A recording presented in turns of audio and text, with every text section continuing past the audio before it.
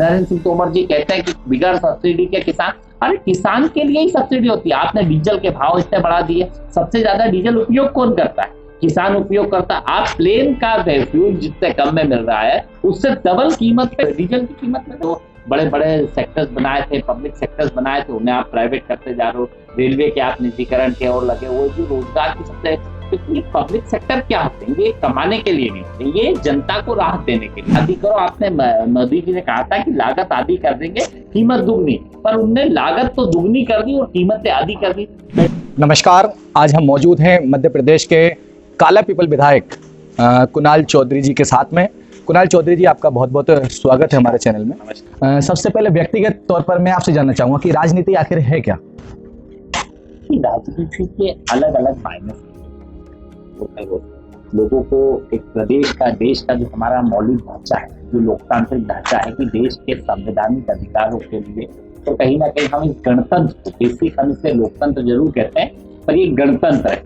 गणों के चुने हुए जो गण रहते हैं, जनता के द्वारा चुने हुए गण, वो इस देश को, जनता की बातों को पहुंचा के उसे कैसे आपको चलाना है, देश को अपनी आवाज, जो महात्मा गांधी की एक सोच थी कि गांव का व्यक्ति गांव में निर्णय करे कि करना क्या है, तो देश का व्यक्ति अपने देश के निर्णय करे कि इसमें करना क्या है, कैसे देश को सामूहिक रूप से आगे लेके चलना। तो यही राजनीति का मूल भाव है कि आप कोई गण, अगर आपको नागरिक चुनते हैं तो आप उनकी जवाबदेही को पूरी करें, उनकी जरूरतों को पूरी करें, उनकी आवाज को उठा के देश के अंदर अलग कानून के रूप में और देश को आगे ले जाने का काम करें। क्योंकि कैसे हम लोगों का भला कर पाए और कैसे हम लोगों की आवाज को, क्योंकि देश की जो आबादी है, हम ये सोचे कि हर व्यक्ति से पूछ पाना, हर व्यक्ति से पहुंच पाना, ये संभव नहीं है। तो कहीं ना कहीं गणतंत्र के माध्यम से हमारा एक संविधान बना हुआ, तो उसी संविधानों को लोगों के हक और अधिकार दिलाने के लिए मूल रूप से कि लोगों को हक और अधिकार आप कैसे दिला पाए, उनके अधिकार जो, क्योंकि ये आपकी ताकत उनके अधिकारों की, ना कि आप।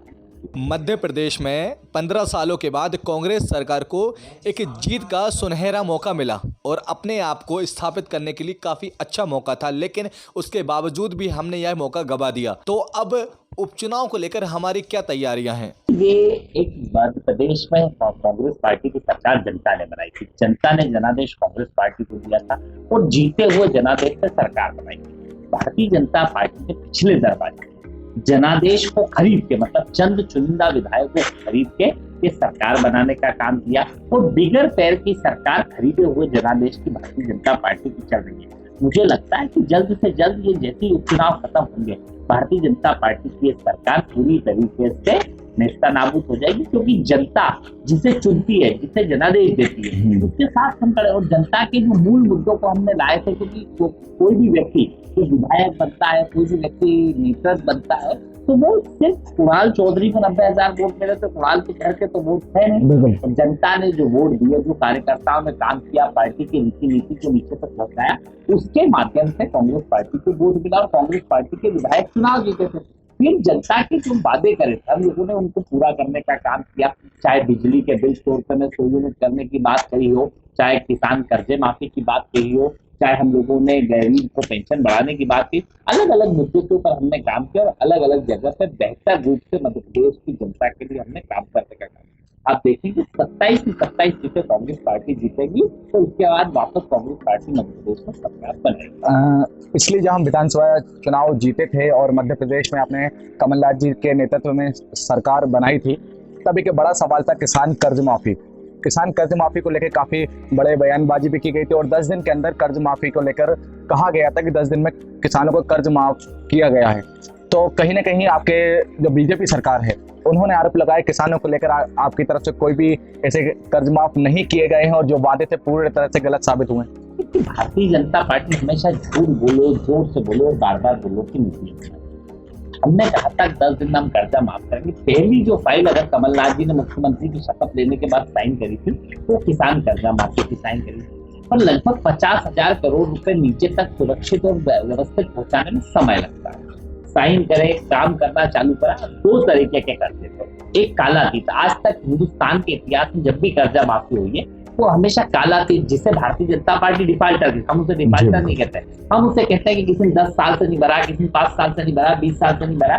तो जो कालातीत कर्जा था, जो 2008 के बाद किसी सरकार 8 में हमने माफ करा था, कांग्रेस की यूपीए सरकार ने 7-8 के अंदर वो कर्जा माफ करा था। हमने उसके बाद कोई कर्जा कालातीत का माफ नहीं हुआ था।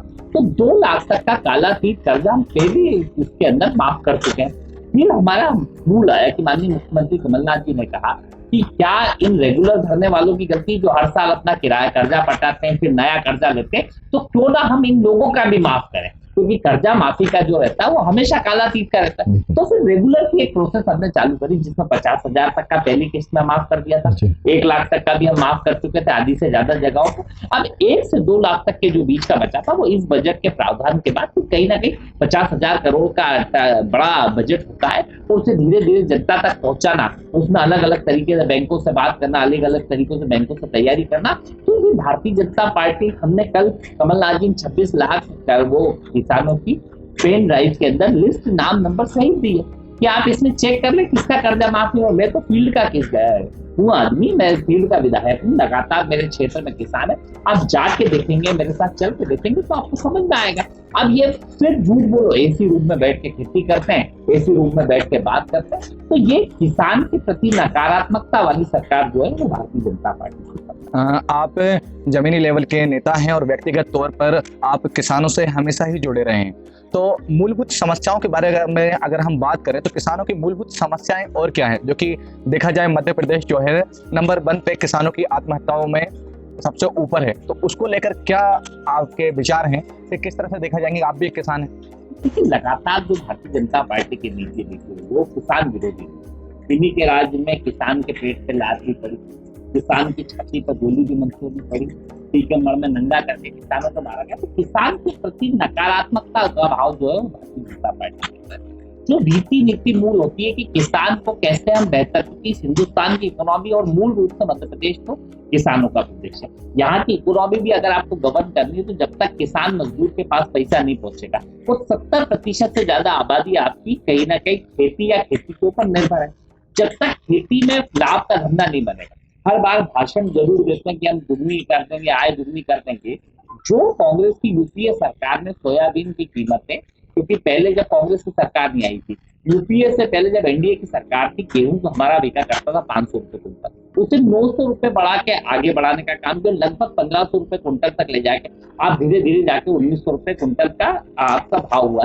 पर जब बाजार में जाके देखते हैं तो 1900 के उलट आज 1600 रुपए मूल बाजार में बिक रहा है, क्योंकि आपका कंसंट्रेशन किसान के प्रति। जैसे मध्य प्रदेश सरकार आई, पिछली सरकार में जब बीजेपी की सरकार थी और जब कांग्रेस की सरकार आई उसके बाद, तो हमने 66% बजट को बढ़ाया था, उसे लगभग 43,000-46,000 करोड़ तक हम उस बजट को लेके गए। इस बार का जो बजट आप देखेंगे मध्य प्रदेश शासन का, उसे 70% कृषि में कटौती करके उसे 10,000 करोड़ पे ले आए। आप कैसे उसे लाभ का धंधा बनाएंगे? जब तक नगद पैसे मंडी में जो हमने 2 लाख तक के करे तो उसे वापस आपने 10-20 हजार कर दिए।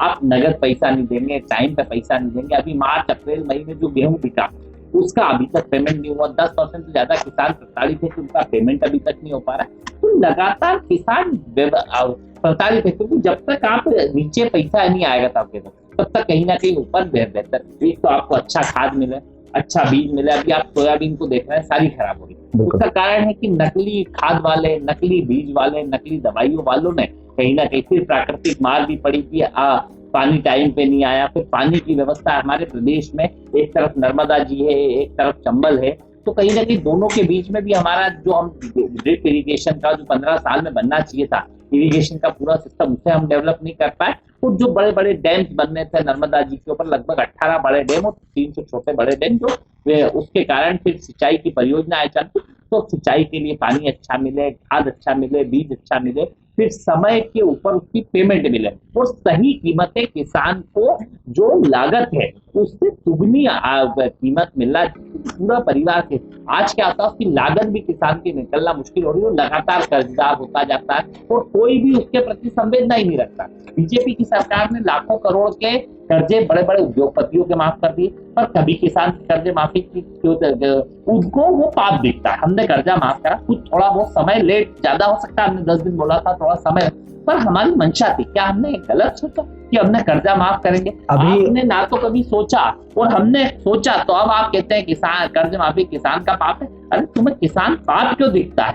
आज मैं देख रहा था कि वहां पे केंद्रीय मंत्री का मैंने ट्वीट करा है, नरेंद्र सिंह तोमर जी कहते हैं कि बिगड़ सब्सिडी के किसान। अरे किसान के लिए ही सब्सिडी होती है। आपने डीजल के भाव इतने बढ़ा दिए, सबसे ज्यादा डीजल उपयोग कौन करता है? किसान उपयोग करता है। आप प्लेन का फ्यूल जितने कम में मिल रहा है उससे डबल कीमत पे किसान के ट्रैक्टर को डीजल की कीमत मिल रही है। कर क्या रहे हैं आप? किसान के प्रति सोचो, संवेदनाएं रखो, उसे लागत आदि करो। आपने मोदी जी ने कहा था कि लागत आदि कर देंगे, कीमत दुगनी, पर उनने लागत तो दुगनी कर दी और कीमतें आदि कर दी। पेट्रोल के भाव आप देख लो, डीजल के भाव आप देख लो, आप बीज के भाव देख लो, आप पर जब फसल बेचने जाओ तो उसके भाव आप देख लो। तो कहीं ना कहीं झूठ बोल के जनता को ठगने का किसान कर्ज माफी भी एकमात्र समाधान नहीं है जो किसानों की आत्महत्या को रोक सके। कहीं ना कहीं हकीकत बात है कि किसानों की जो लागत है, आखिर लागत में कमी आए, लागत में कमी। आप एक किसान होने के नाते कहीं यूरिया का आज रेट देखें या फिर हम बीज का रेट देखें या खाद का रेट देखें, एक किसानों से अगर हम व्यक्तिगत तौर पर बात करते हैं तो किसानों की भी यही समस्या आती है कि हमारी जो लागत है 10 रुपए जब लागत आती है तो हमें निकलना जो हमारी फसल निकलती है सिर्फ 10 रुपए उसकी लागत आती है। तो जिसके बीच में हम जो बैंक से ऋण लेते हैं उसको लेकर सरकार क्या करती है? क्या हमारा किसानों का जो कर्ज माफ हुआ है, कांग्रेस सरकार आई थी, समथिंग 2.5 लाख किसानों का 50,000 रुपए समथिंग कुछ उन्होंने माफ किया था, इसको आगे को लेकर क्या प्लान है अपना? 26 लाख किसान जी, लगभग 2 लाख तक का काला थे जिसे बीजेपी डिफाल्टर कहती है। 50,000 तक का एक और 1 लाख तक का रेगुलर किसानों का, लगभग 26 लाख किसानों का कर्जा माफ कर दिया। हमारी आगे की रणनीति जो हमने बताया कि कृषि बजट बढ़ा के लोगों को आप पता करेंगे, उस 1 साल में किसान के अगर अपने गेहूं बेच के आता था तो तीसरे दिन पैसा उसके खाते में आ जाता था। किसान को सही दाम मिलते थे, बिजली सस्ती मिलते थे। हमने बिजली को आदि करी, आपने बिजली को डबल कर दिया। जो 5 हार्स पावर की मोटर है हमने उसे फ्री करा था कांग्रेस की पहली सरकार में। अभी हमने 10 हार्स पावर तक की बिजली के बिल आधे कर दिए थे। जो ये 3300 लेते थे हमने उसे 1750 कर दिए थे। तो कहीं ना कहीं इसके साथ हम लागत घटाने पे धीरे धीरे लगे थे और धीरे धीरे कोशिश में थे कि हम जैसे वैज्ञानिक तरीके से कैसे और खेती को बढ़ावा दें, कैसे उनके कोऑपरेटिव हाउस बनाए, कैसे हम यहाँ पे हमारा कृषि का सेक्टर है इसमें कई उद्योग अलग अलग लगे ताकि कहीं ना कहीं उनको बेहतर दाम भी मिल पाए, बेहतर भाव भी मिल पाए। तो एक अलग प्लानिंग के साथ माननीय मुख्यमंत्री कमलनाथ जी मध्य प्रदेश में काम कर रहे थे। पर कहीं ना कहीं किसान विरोधी सरकार और जो माफिया था, जिस माफिया ने, चाहे खनिज माफिया हो, चाहे कृषि में बीज माफिया, अलग अलग तरह के माफिया ने मध्य प्रदेश की सरकार को गिराने के लिए पैसा लगाया और भारतीय जनता पार्टी की सरकार बनाने में कहीं ना कहीं इनको मदद